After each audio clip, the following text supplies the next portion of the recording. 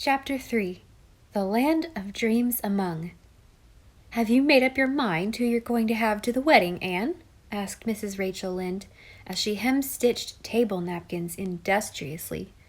"It's time your invitations were sent, even if they are to be only informal ones." "I don't mean to have very many," said Anne. "We just want those we love best to see us married. Gilbert's people, and Mr. and Mrs. Allen, and Mr. and Mrs. Harrison." "There was a time when you'd hardly have numbered Mr. Harrison among your dearest friends," said Marilla dryly. "Well, I wasn't very strongly attracted to him at our first meeting," acknowledged Anne, with a laugh over the recollection. "But Mr. Harrison has improved on acquaintance, and Mrs. Harrison is really a dear.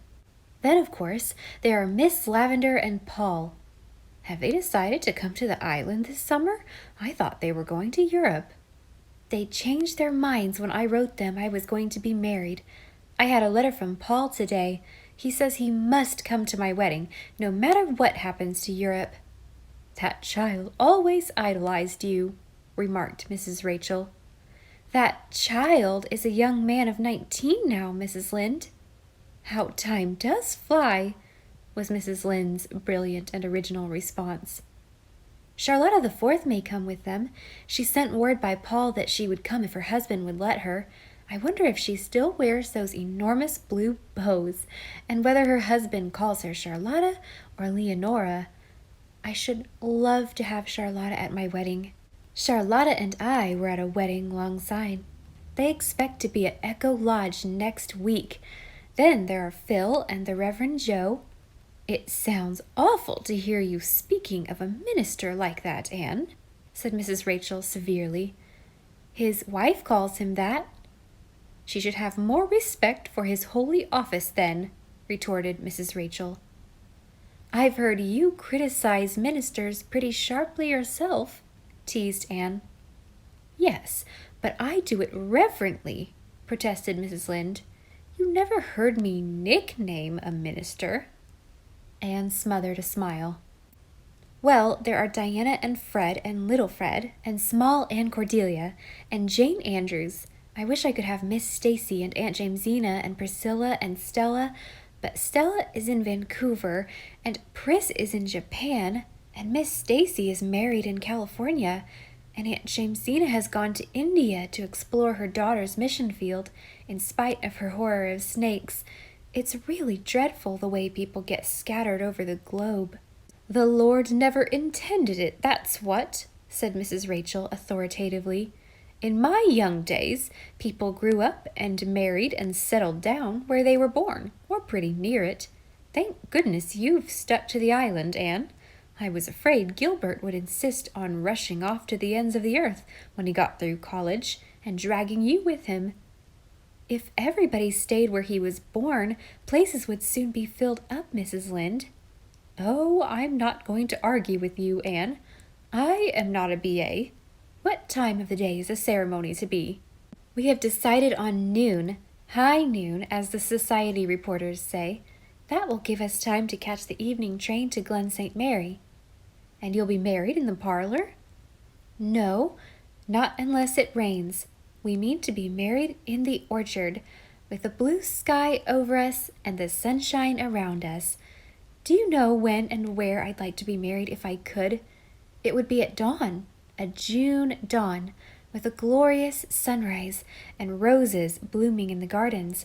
And I would slip down and meet Gilbert, and we would go together to the heart of the beech woods, and there, under the green arches that would be like a splendid cathedral, we would be married." Marilla sniffed scornfully, and Mrs. Lynde looked shocked. "But that would be terrible queer, Anne. Why, it wouldn't really seem legal. And what would Mrs. Harmon Andrews say?" "Ah, there's the rub," sighed Anne. "There are so many things in life we cannot do because of the fear of what Mrs. Harmon Andrews would say. 'Tis true, 'tis pity, and pity 'tis true. What delightful things we might do were it not for Mrs. Harmon Andrews." "By times, Anne, I don't quite feel sure that I understand you altogether," complained Mrs. Lynde. "Anne was always romantic, you know," said Marilla apologetically. Well, married life will most likely cure her of that, Mrs. Rachel responded comfortingly. Anne laughed and slipped away to Lover's Lane, where Gilbert found her, and neither of them seemed to entertain much fear or hope that their married life would cure them of romance. The Echo Lodge people came over the next week, and Green Gables buzzed with the delight of them. Miss Lavendar had changed so little that the 3 years since her last island visit might have been a watch in the night, but Anne gasped with amazement over Paul. Could this splendid 6 feet of manhood be the little Paul of Avonlea school days? "You really make me feel old, Paul," said Anne. "Why, I have to look up to you." "You'll never grow old, teacher," said Paul. "You are one of the fortunate mortals who have found and drunk from the fountain of youth, you and Mother Lavendar. See here, when you're married, I won't call you Mrs. Blythe. To me, you'll always be teacher, the teacher of the best lessons I ever learned. I want to show you something." The something was a pocketbook full of poems. Paul had put some of his beautiful fancies into verse, and magazine editors had not been as unappreciative as they are sometimes supposed to be. Anne read Paul's poems with real delight. They were full of charm and promise. "You'll be famous yet, Paul. I always dreamed of having one famous pupil. He was to be a college president, but a great poet would be even better. Someday I'll be able to boast that I whipped the distinguished Paul Irving. But then, I never did whip you, did I, Paul? What an opportunity lost. I think I kept you in at recess, however." "You may be famous yourself, teacher. I've seen a good deal of your work these last 3 years." "No, I know what I can do. I can write pretty, fanciful little sketches that children love and editors send welcome checks for, but I can do nothing big. My only chance for earthly immortality is a corner in your memoirs." Charlotta the Fourth had discarded the blue bows, but her freckles were not noticeably less. "I never did think I'd come down to marrying a Yankee, Miss Shirley, ma'am," she said, "but you never know what's before you, and it isn't his fault. He was born that way." "You're a Yankee yourself, Charlotta, since you've married one." "Miss Shirley, ma'am, I'm not, and I wouldn't be if I was to marry a dozen Yankees. Tom's kind of nice, and besides, I thought I'd better not be too hard to please, for I mightn't get another chance. Tom don't drink, and he don't growl because he has to work between meals, and when all's said and done, I'm satisfied, Miss Shirley, ma'am." "Does he call you Leonora?" asked Anne. "Goodness, no, Miss Shirley, ma'am. I wouldn't know who he meant if he did. Of course, when we got married, he had to say, 'I take thee, Leonora.' And I declare to you, Miss Shirley, ma'am, I've had the most dreadful feeling ever since that it wasn't me he was talking to, and I haven't been rightly married at all. And so, you're going to be married yourself, Miss Shirley, ma'am? I always thought I'd like to marry a doctor. It would be so handy when the children had measles and croup.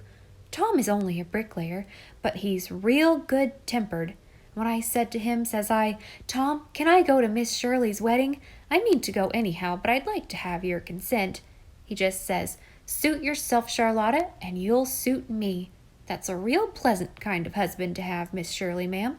Philippa and her Reverend Joe arrived at Green Gables the day before the wedding.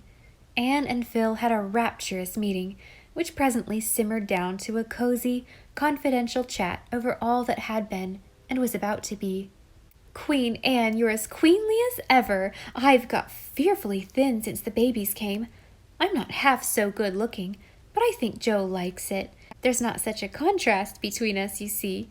And oh, it's perfectly magnificent that you're going to marry Gilbert. Roy Gardner wouldn't have done it all at all. I can see that now, though I was horribly disappointed at the time. You know, Anne, you did treat Roy very badly." "He has recovered, I understand," smiled Anne.